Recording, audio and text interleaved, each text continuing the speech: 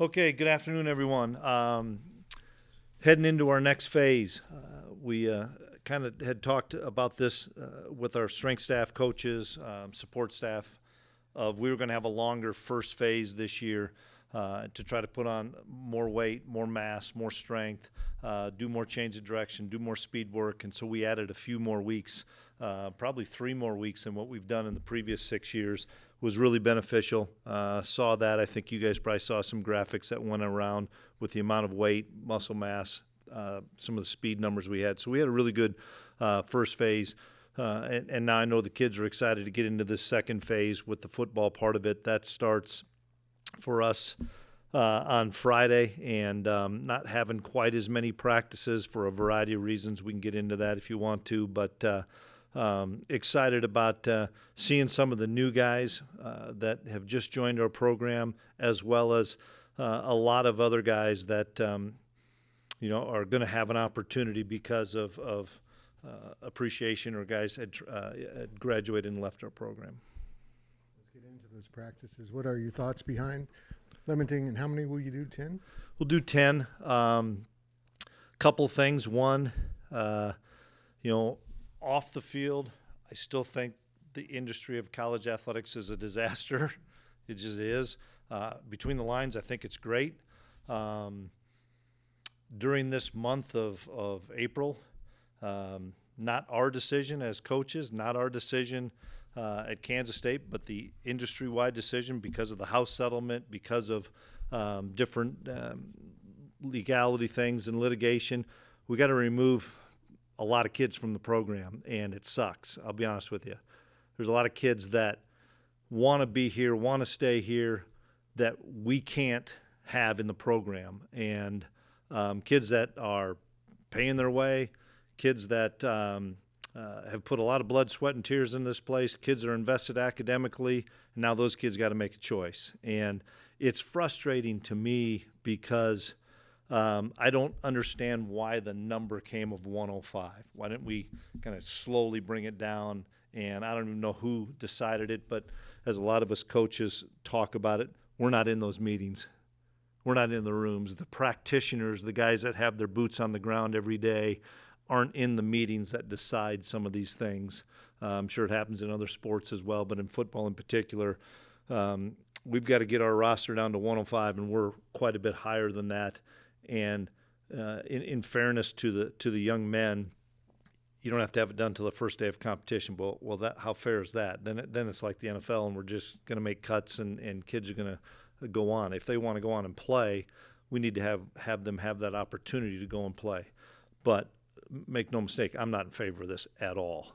We got a lot of kids that want to be in the program that are not going to be able to be in the program. Then we have the transfer portal also happening in the month of April.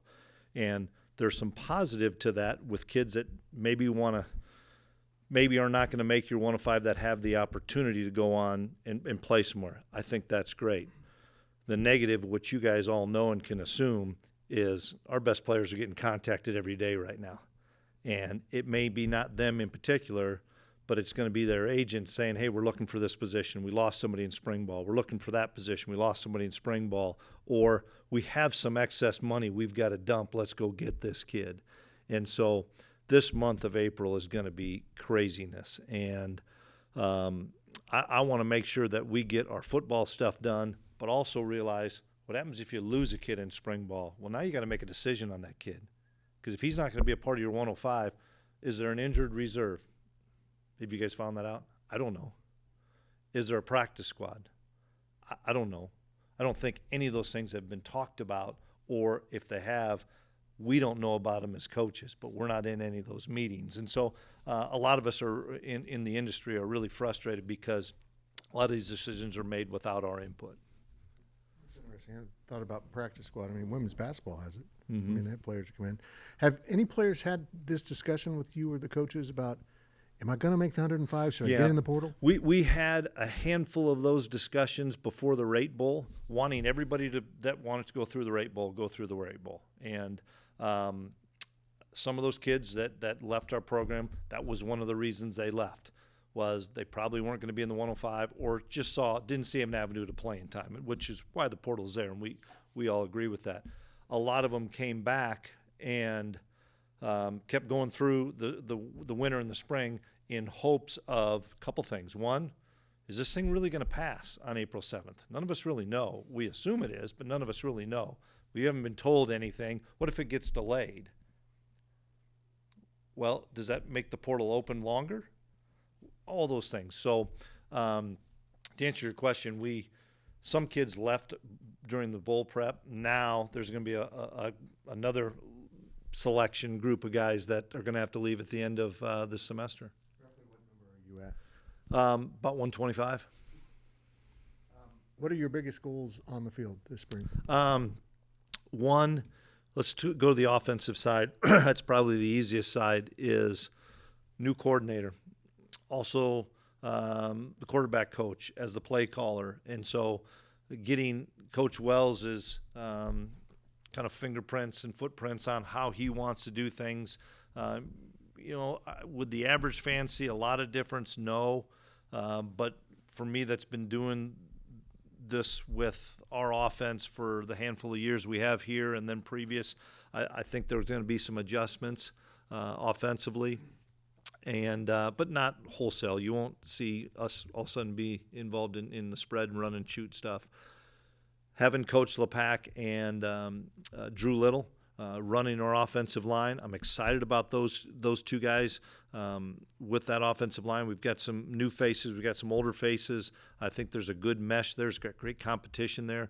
And then to get Luke Wells with our tight ends, which is a really experienced group, and getting Luke acclimated to that side and to those guys. On defense, so fortunate. Got everybody back again. This is how many years running now that on defense we have everybody back. So the continuity is there. We, just like a lot of other schools, had kids have season-ending surgery that aren't going to participate in spring ball. The Cody Stufflebeans, Des Purnell's not. There's a handful of those guys, Colby McAllister, that we know are going to be a factor and going to play for us, but won't be involved in spring ball. How do you think you've managed to maintain continuity on the offensive side of the ball when you have changed coordinators so much recently? How have we? Yeah. How have you managed? Meaning from a player standpoint? Yeah. How have you kept things familiar for them when you are constantly changing at that spot? Well, I'm asking from them, just from an offensive perspective, or staying in the program. From an offensive game by game, Yeah. Wholesale Yeah. offensive. Gotcha. I think the biggest thing is, and Coach True would tell you this, is the leadership we have on our football team, for starters, that those kids believe in what we're doing. We've had success in what we're doing offensively, and how quickly Coach Wells gravitated to those guys and built relationships with those guys. The fact that Lepak, I didn't go outside for that position. I thought that was really important to stay inside with the offensive line position. And then the fact that there's continuity in how we're doing things on offense with the balance of running and throwing. And I think they're excited about having a quarterback returning that I believe, and hopefully all you guys do, that just scratched the surface last year of what his ability is going to show and what his experience level now, having been a 13-game starter, is going to do for him. And I know it is unfortunate, but do you have to treat some of these practices like they're tryouts for some of these kids who are on the fence? Absolutely. And that's hard right now because you guys know we've always done things with double reps. Well, we have so many linebackers not practicing and a handful of tight ends that aren't going, that we may have we got a lot of O linemen right now. We have a number of defensive linemen right now, but we don't have as many linebackers or tight ends to do double reps. So we've got to be really creative as a staff to say, this team period's going here. We may be doing 7-on-7 here. We may be doing an O-line, D-line, pass rush, or a drill here. Some guys may be going with Coach Katzer and doing special teams. But evaluating everybody and giving everybody that chance to get an evaluation or reps, however those reps are, even if those reps are 7-on-7 or an inside run and not necessarily a team. I also wanted to ask, with Army on the schedule next year, Yep. Do you spend any time in the spring on the triple option? Yeah, we will. We've already kind of dove into them from a defensive coaching staff. Coach Klieman's done a really good job of meeting with our staff of starting to watch film and starting to break them down and develop game plan. But without a doubt, we'll spend sometimes some time, whether that's in a walkthrough phase, whether that's doing a half line phase, whether that's doing a group or a team phase. I don't want to take away from what we're doing offensively to have our offensive guys in limited time all of a sudden line up and run the triple option, but we'll definitely spend some time on it. For the true freshmen, the early enrollees, this is really their first opportunity to practice. What can they show to sort of help them propel themselves? Because I know they're probably not winning a spot on the depth chart. Yeah, because of this. With our strength and conditioning program, they've had their first chance to make a first impression.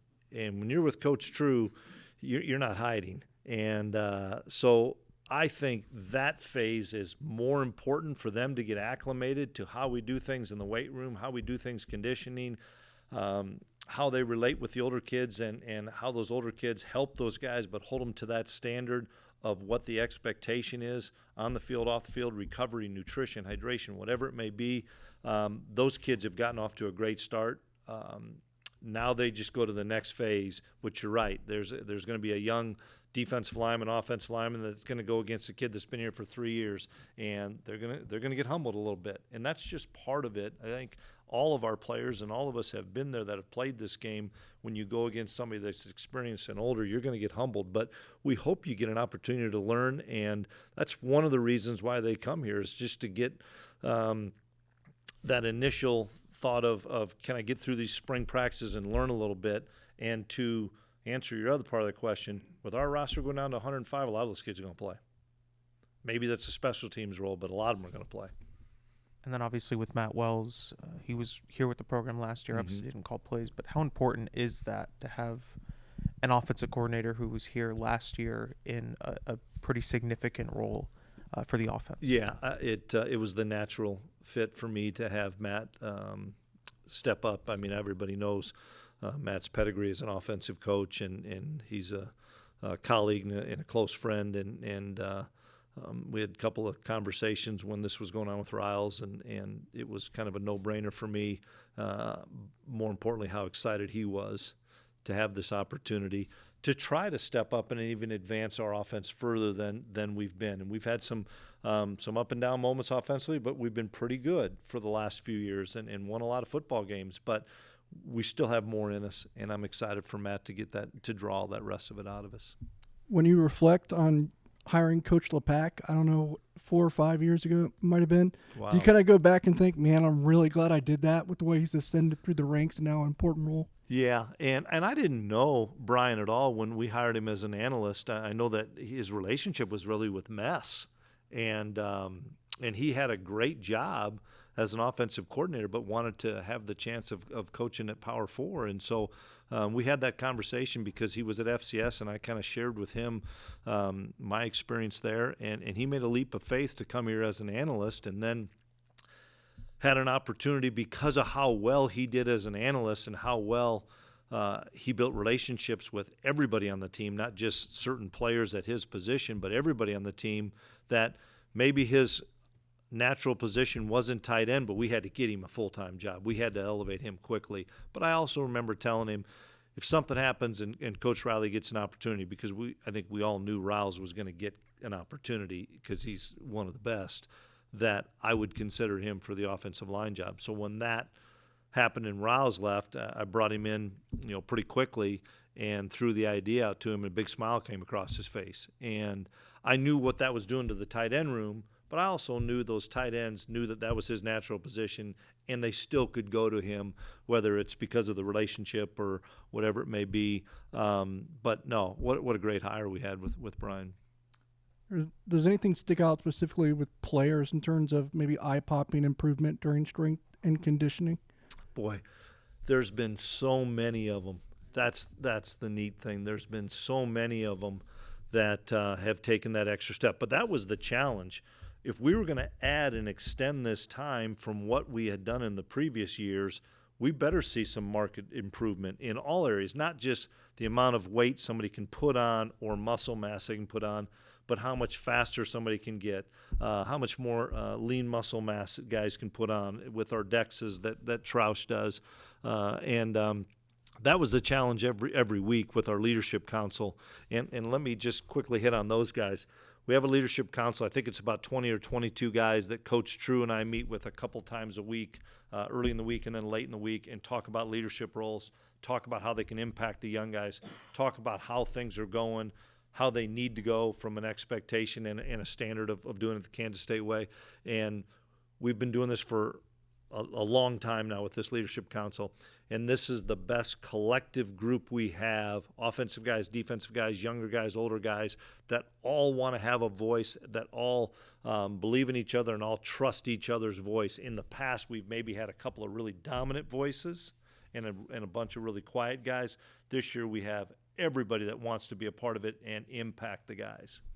You play a week sooner this year, so fall camp will come sooner. Like, do you impact your timing on things even now with that in mind? Yeah.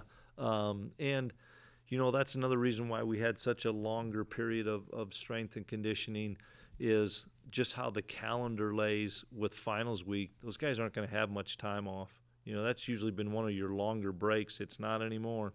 It's one of the shortest ones. It's only maybe 10 days or 14 days based on your final schedule, and then they're back at it. And then, we've just got to amp things up in June, as opposed to June we're going to build strength and do our running, and then July we're going to just do more conditioning stuff and keep our strength. Well, yeah, we've got to impact all that, but without a doubt, it's going to be a fast summer. I'm not going to have to worry about how bad I am at golf because I'm not going to get many opportunities.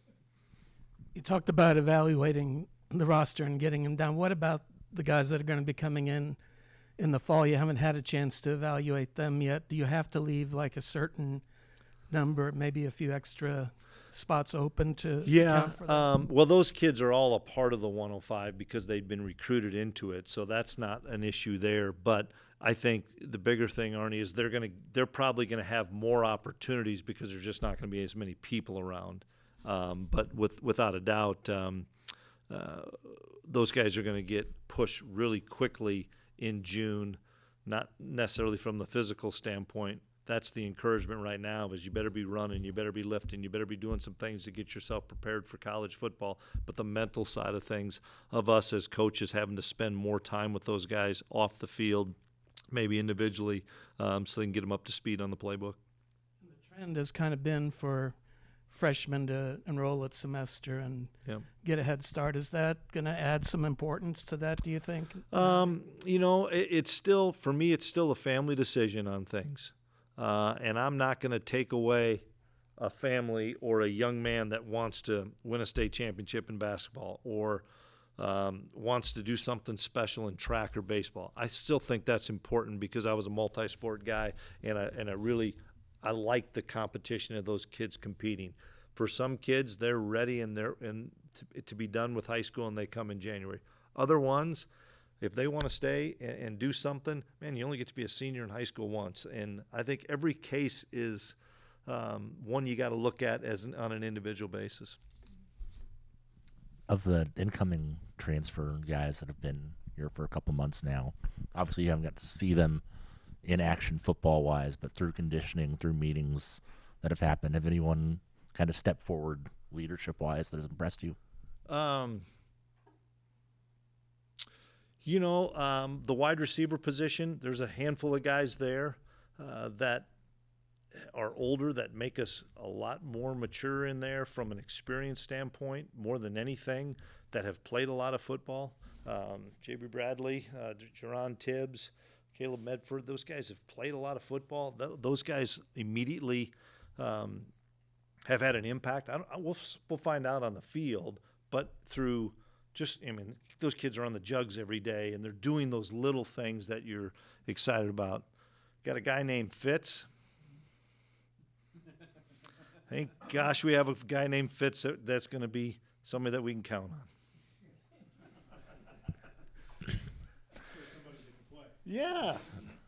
Yeah.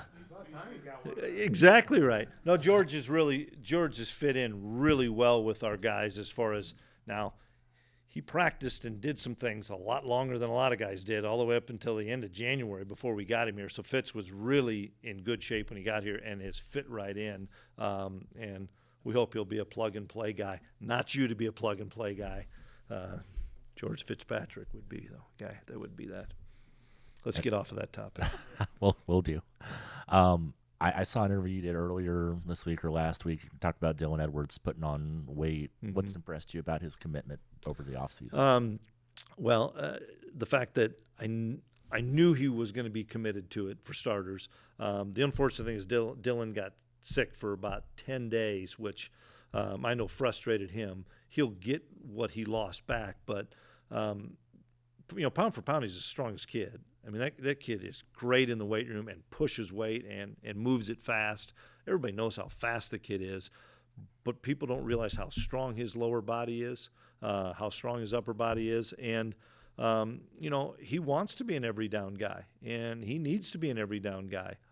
We've got Joe Jackson and a handful of other guys, Gabe Urban, that we brought in, that will have some great competition there. But I've been really impressed with, and I've always been impressed with, how physical a kid Dylan is for not being stature-wise a very big guy. He plays big. Coach, you've mentioned with the smaller Good to see you, Grant. Yeah, good to see you too.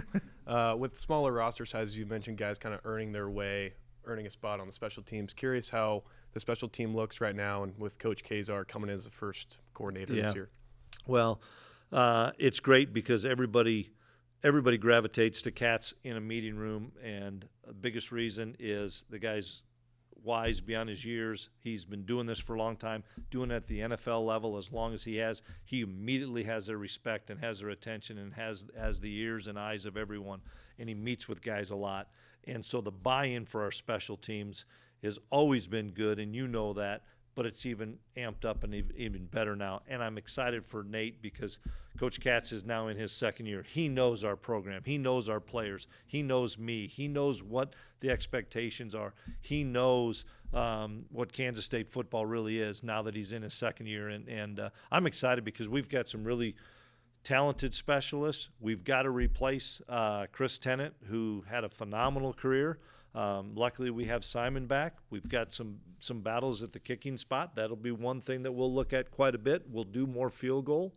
Leighton Simmering, Cub Patton coming in here. We'll look at those two guys. We think they're both good enough to do it. Now it's going to have some really good competition.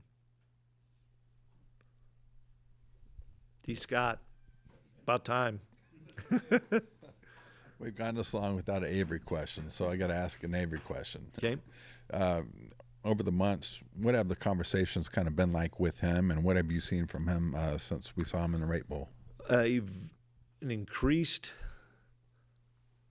emphasis on his ability to lead and lead by example, lead vocally, be out in front of the team. We never asked him to do that, even though he was a captain and was needing to lead. He always had some older guys that would be able to help him and make him not have to step up as much as he needs to this year. And everybody gravitates to him. He's just got that infectious personality and that aura about him that people are going to gravitate to him. And he's taken that on, and he's taken it to the next level. He's not afraid to hold people to the standard that he expects. He's going to do it too, but I think his leadership, it's continuing to evolve. This is going to be a really big spring for Avery because he's going to practice. We're not tackling the quarterbacks anyway. He's going to practice. He needs to build rapport with the linemen that are going to be new. He's going to need to build rapport with the wide receivers that are going to be new. And so he's excited about it. And I'm really looking forward to seeing how he handles a great day and how he handles adversity, because I know that he's prepared for it with the experiences he's had. About his speed, that's got to be really exciting. Yeah, he can roll a little bit. We've got a number of guys that can roll right now, and that's a credit to Coach True, Coach Ray Thomas, and the strength staff down there. The commitment that those kids have made, and the one thing that has made this probably the most impressive. Everybody saw the list of guys that ran over 23 miles an hour, and I think on average those four guys put on 11 pounds.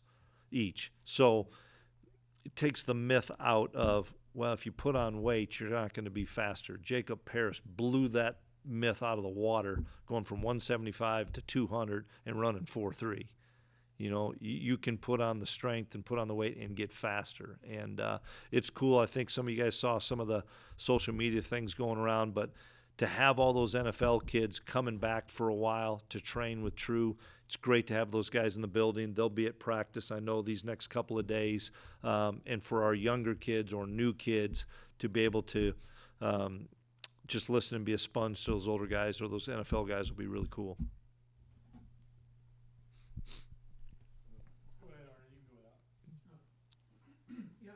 When we talked to the transfers a couple months ago, the two Ohio State guys and also Gabe Mm-hmm. from Nebraska both mentioned they talked to past guys, Will Howard, Yep. and also Gabe, I think, to Avery. And Mm-hmm. how important is that for your program that you can actually, that these guys you're bringing in can sort of Yeah. No, it's really important, and without a doubt, Will Howard helped us get those kids from Ohio State, and I think that's a credit to Will's experience here, the relationship that Will has with a ton of his teammates. I have a great relationship with Will, and we can't thank he and his parents enough, because they probably sat a lot with those parents through the playoff run, which without a doubt helped us.